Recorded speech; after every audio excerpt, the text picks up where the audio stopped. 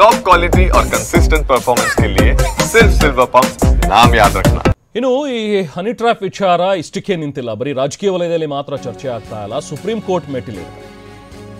ನಿನ್ನೆಯಷ್ಟೇ ವಿನಯ್ ಕುಮಾರ್ ಸಿಂಗ್ ಅಂತ ಒಬ್ರು PIL ಹಾಕಿದ್ದಾರೆ.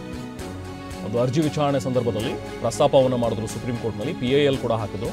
ವಿಧಾನಸಭೆಯಲ್ಲಿ ಹನಿ ಟ್ರ್ಯಾಪ್ ವಿಚಾರ ಪ್ರಸ್ತಾಪ ಮಾಡಲಾಗಿದೆ.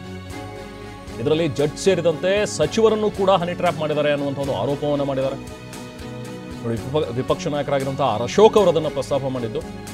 ಪೇಪರ್ನಲ್ಲಿ ಬಂದಿದೆ, ನ್ಯೂಸ್ ಪೇಪರಲ್ಲೆಲ್ಲ ಪ್ರಿಂಟ್ ಆಗಿದೆ ಅನ್ನುವಂಥದ್ದನ್ನು ಅಶೋಕ್ ಅವರು ಸದನದಲ್ಲಿ ಗಮನಕ್ಕೆ ತಂದಿದ್ರು. ಸೊ ಹಾಗಾಗಿ ಕೋರ್ಟ್ ನಿಗಾದಲ್ಲಿ ಒಂದು ಸ್ವತಂತ್ರ ತನಿಖೆ ಆಗಬೇಕು, ಸಾರ್ವಜನಿಕ ವಿಶ್ವಾಸ ಕಾಪಾಡೋದಕ್ಕೆ ತನಿಖೆ ನಡೀಲೇಬೇಕು ಅನ್ನುವಂಥದ್ರ ಬಗ್ಗೆ ಒಂದು PIL ಹಾಕಿದ್ದಾರೆ.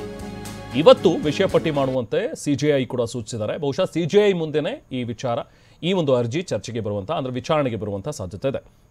ಸೊ ಹಾಗಾಗಿ ನಿನ್ನೆನೇ ಹೇಳಿದ ಹಾಗೆ ನಿನ್ನೆ ಕೊನೆಯಲ್ಲಿ ಎಲ್ಲ ಪ್ರಕರಣಗಳ ವಿಚಾರಣೆ ಮುಗಿದ ನಂತರ ಇದನ್ನು ಕೈಗೆತ್ಕೊಳ್ಳೋಣ ಅನ್ನುವಂಥದ್ದಿತ್ತು. ಆದರೆ ಅದು ಸಾಧ್ಯವಾಗಲಿಲ್ಲ. ಸೊ ಹಾಗಾಗಿ ಇವತ್ತಿಗೆ ಅದನ್ನು ಮುಂದೂಡಿದರೆ ಇವತ್ತು ಬಹುಶಃ ಸುಪ್ರೀಂ ಕೋರ್ಟ್ನಲ್ಲಿ ಅರ್ಜಿ ವಿಚಾರಣೆ ಬರುವಂಥ ಸಾಧ್ಯತೆಗಳಿವೆ.